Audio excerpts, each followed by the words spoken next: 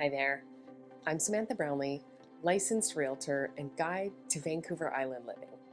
Buying a home is exciting, but let's be honest, real estate contracts can feel overwhelming. What are you actually signing? And what do all those legal terms really mean? Well, today I'm breaking it down in a very simple, easy to understand way so you can sign with confidence. The buyer's contract isn't just paperwork. It's a legal agreement that protects you and ensures that both you and the seller understand the terms of the deal. So let's go through the key sections you need to know about. The first section is the purchase price and deposit. The first key part of the contract is the purchase price. This is the amount that you're offering to pay for the property. But alongside that is the deposit. And the deposit shows the seller that you're serious about buying that home. In most cases, the deposit is due within a set time frame after your offer is accepted. This can differ depending on where you're buying. In some cities, it's normal to have your deposit payable anywhere between 24 and 72 hours after offer acceptance. In other cities, you might draft your contract to pay your deposit following subject removal. This is held in trust in most cases by the buyer's brokerage in a trust account and is later applied towards your down payment. If the deal falls through because one of your conditions wasn't met, you typically get your deposit back. Both buyers and sellers must sign for the release of a deposit. But once you remove your subjects and the deal becomes firm, that deposit is locked in. That's why it's so important to be certain before proceeding. Second, subjects and conditions. They're also called conditions or terms, are protection built into the contract that allow you the option of not completing the purchase if certain requirements aren't met. Here are some of the most common subjects that buyers include in their offers. First up, financing approval. This ensures that your lender has officially approved your mortgage for this specific property. Even if you're pre-approved, you need to confirm that your financing will go through for this particular home before removing this subject. Second up is home inspection.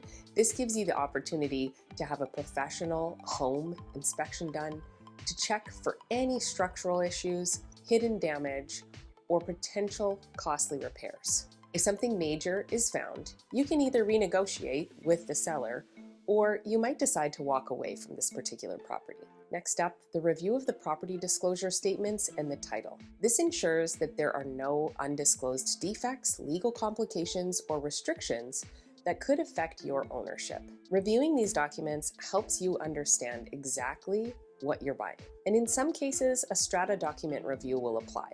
If you're purchasing a condo, a townhome, or a home within a strata, this allows you to review the strata bylaws, financials, and meeting minutes. This is important to ensure the strata is well managed and there are no red flags like major upcoming repairs, cash calls, pending litigation, or financial shortfalls. Subjects are typically in place for up to 10 business days. Once you remove them, the deal becomes firm, meaning you're legally bound to complete the purchase. Next up, closing date and possession. A common area of confusion in real estate contracts is the difference between these two dates. The closing date is when the legal transfer of the property takes place. On this day, your lawyer or notary transfers the funds and the title is updated in your name. This is also when you may want to arrange your insurance to start. The possession date is when you actually get the keys and can move in. In many cases, possession happens the day after closing to give the seller time to vacate. It's always important to clarify these dates in the contract so there are no surprises. Next up, inclusions. When you buy a home, not everything inside automatically comes with it. That's why this section of the contract is so important. You might assume that appliances, light fixtures, or even window coverings will stay. But if they're not specifically listed in the contract, the seller has the right to take them. If there's something important to you, like a mounted TV or a specific chandelier, make sure it's written in the inclusion section of your contract. If it's not in writing, there's no guarantee that it will stay.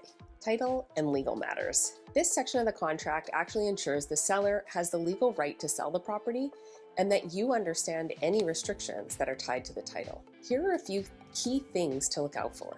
Easements, which are legal agreements that allow someone else, like a utility company, to access part of the property for maintenance purposes. Covenants, these are restrictions that dictate how a property can be used, such as limitations on building height or exterior renovations, or liens and charges if the seller owes money tied to the property, such as unpaid tax or legal judgments.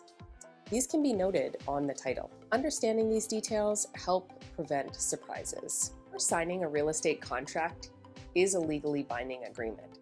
So before putting your pen to paper, always take the time to review it carefully, to ask your realtor, me, any questions that might have come up, and to work with a lawyer or notary if you need additional guidance. Buying a home is a major decision, and making sure you fully understand your contract is key to protecting yourself and your investment. If you still have any questions about the buyer's contract, drop them in the comments below. I'd be happy to help. And if you're thinking about buying a home here on Vancouver Island, reach out. I'd love to guide you through the process. Don't forget to like and subscribe for more real estate tips. Thanks for watching, and we'll see you next time.